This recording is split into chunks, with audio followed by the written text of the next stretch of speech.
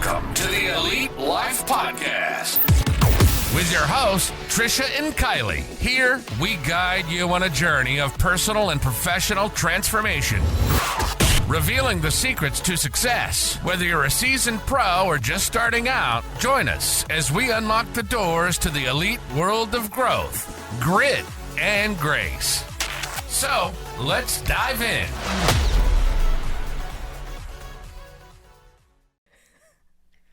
Welcome, friends, to another episode of the Elite Life Podcast. My name is Trish, and with me, as always, is my incredible co-host, Kylie. That's right, Trisha. I'm super excited to be here today, and we are tackling a subject that we've all faced at some point, which I am personally dealing with, hence why we're talking about it, because we want you guys to know that, you know, we're just regular people out here trying to help everybody, you know, do the best they can with what they have. So today we're going to be talking about hearing no. So whether it's in our personal or our professional lives, rejection can sting. I don't like it. Do you enjoy this feeling? No.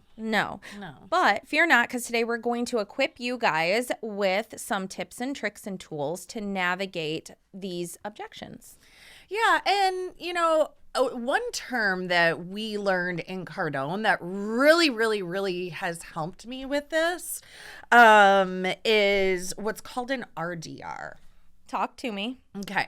So we used to teach agents how to navigate objections, and instead Grant Cardone explained to us that there are no objections, there are just RDRs, which is a reactionary defense response. And Ooh, It's like when you walk into a store and someone comes up and says, "Hey, can I help you?" and you don't even think about it. You're like, "Do I need help?" You don't even think about it. You're just like, "No." Yeah. We learned this as a child, like, be seen and not heard. Don't be a problem. Don't be a pain. Don't be a burden. And, you know, especially back in the day, I feel like that's where they got the term greasy car salesman from, is like salespeople were seen as bad. And so a lot of times people start with these reactionary defense responses. And you may also do it like, I know one thing we noticed is we always did it with our kids. So it would be like, I want ice cream. No. I want this. No. Like, you're not even listening. No, you're just automatically. I literally heard nothing of what you asked for. You could have asked me for some food or something, another Band-Aid. Yeah. For those of you who have children, you know exactly what that means. It means we have no Band-Aids because you are asking me for one. Yeah, so we do this all the time. I mean, I walked into GNC one time and the lady's like, "Oh, can I help you?" And I'm like, "No, I'm fine." And then I was like literally immediately kicking myself because I had never been in there before. It was like a new store that I happened to stop by.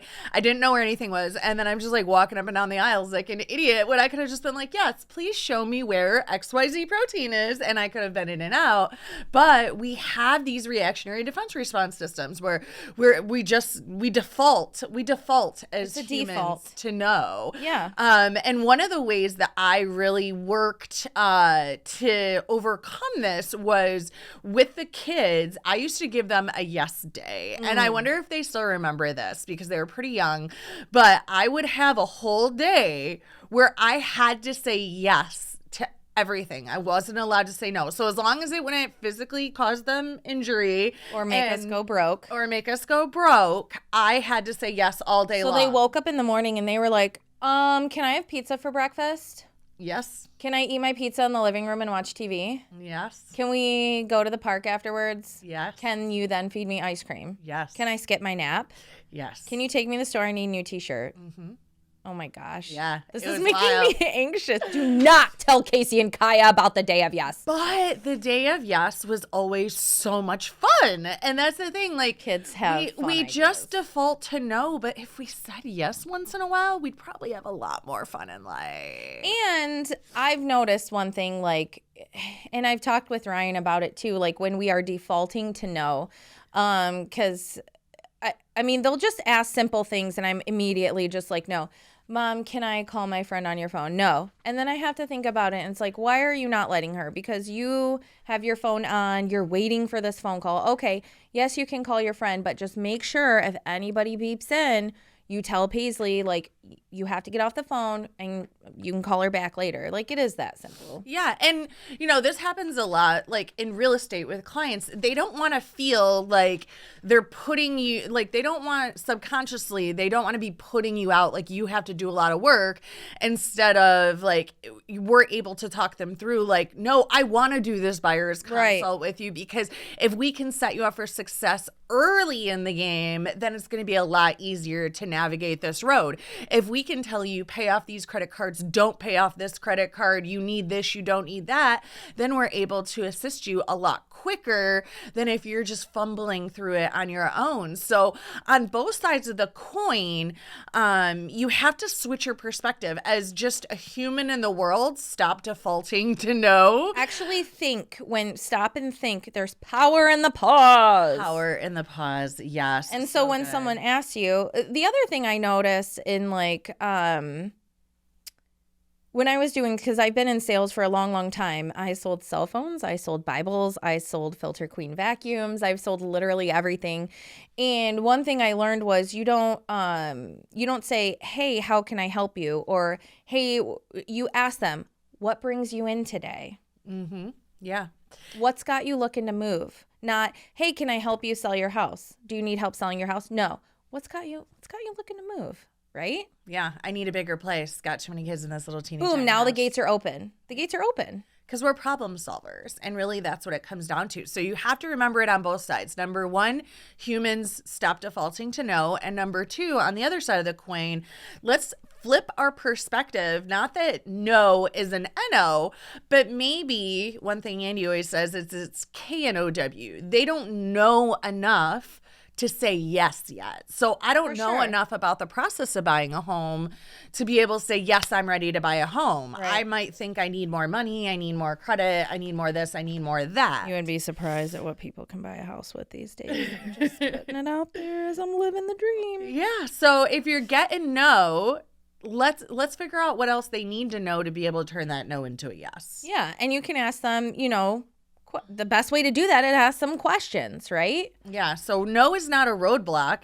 It's just an opportunity to be able to pivot, learn, and grow, like back over to real estate. So if I'm talking to Mr. Smith and I say, okay, I understand you don't want to buy a new home now while interest rates are high. That totally makes sense. Nobody wants to have a high interest rate.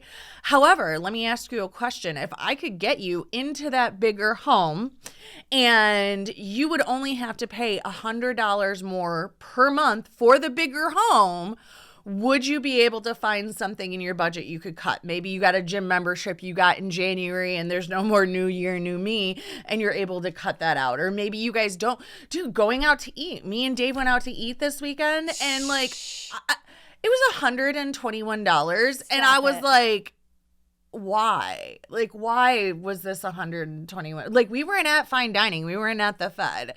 So it's like, it is easier than you think to cut $100 out. Just don't go out to eat on Friday night. Hashtag energy drinks suck up all of your money. Yeah. It is $10 for a 4-pack of Prime. Just throwing that out there. Yeah. So Dave's drinking a C4 and I'm drinking 2 Alani News, and that's 3, 4, 5, 6, 7. That's $10 right there. That's crazy. A day. And you can't be afraid to ask those questions. Like for the very first time at a listing appointment, so I get them all excited, figure out, we go through the house, yada, yada. And then we're sitting down, we're talking graphs, we're talking numbers, and then I get to the contract. And I like to walk everybody through the listing contract. I'll usually ask them, like, do you want me to let you sit here and read this on your own? Or should I walk you through? Most people are like, just walk me through, tell me what I need to know.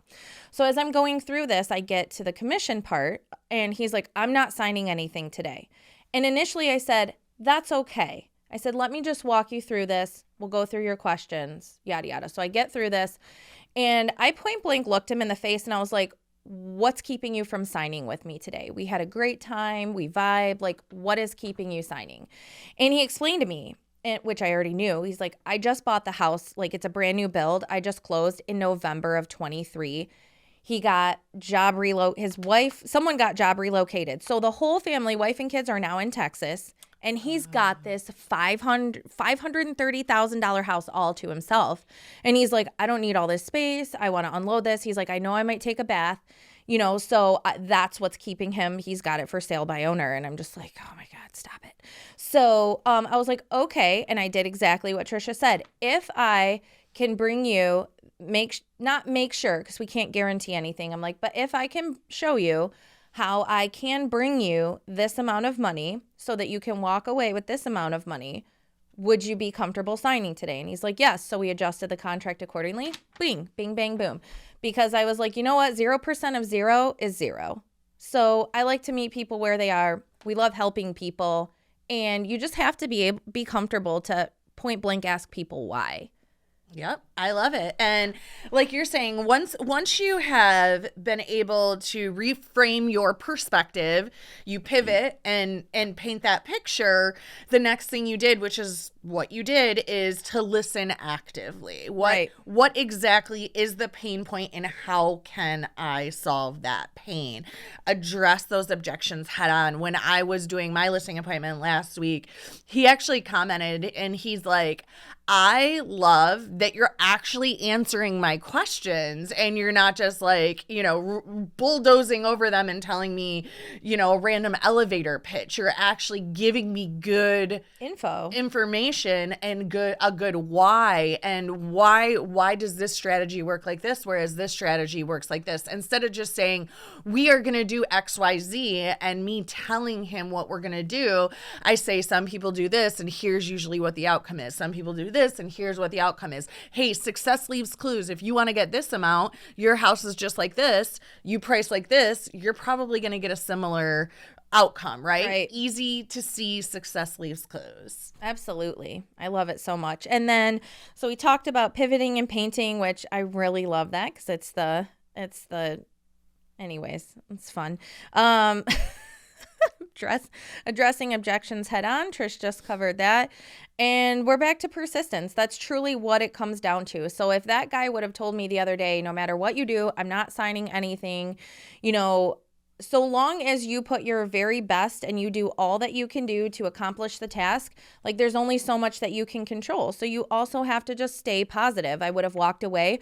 I would have called him later. I would have sent him emails. I would have sent him more comps. I would have sent him more information. I would have showed up at his house. I would have sent him some cookies and thanking him for inviting me to his house and allowing me to even just come in and giving me an opportunity to potentially help him out and explain everything that's going to go down.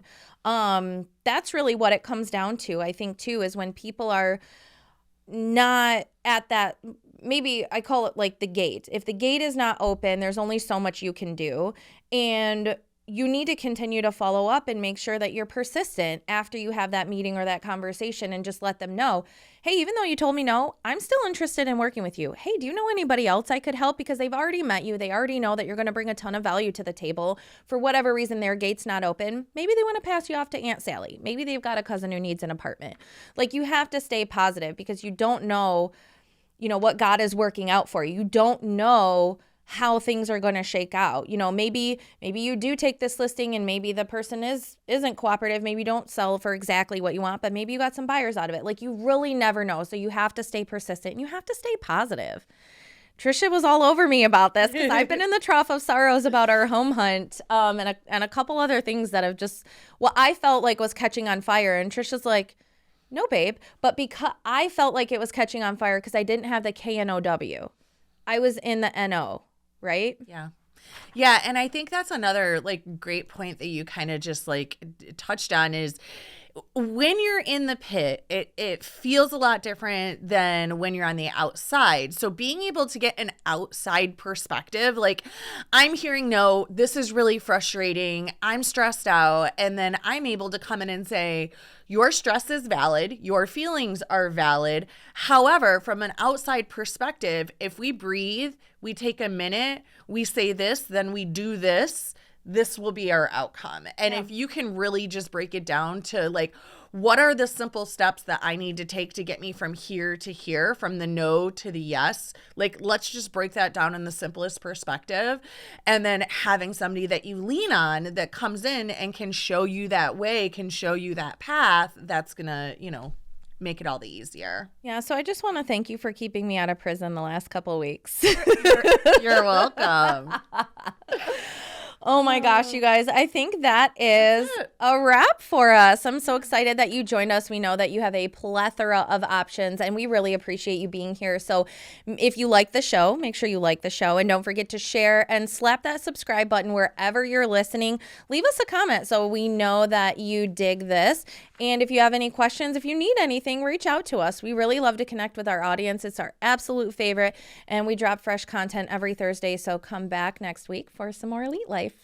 Bye. Thank you for joining us today on the Elite Life Podcast with Trish and Kylie. Don't forget to share this episode with a friend so we can keep delivering you more fantastic insights on grit, grace, and growth. Stay connected with us on Instagram and Facebook, where we'll keep the ideas flowing to help you build a life you love and leave a legacy you can be proud of. Until next time.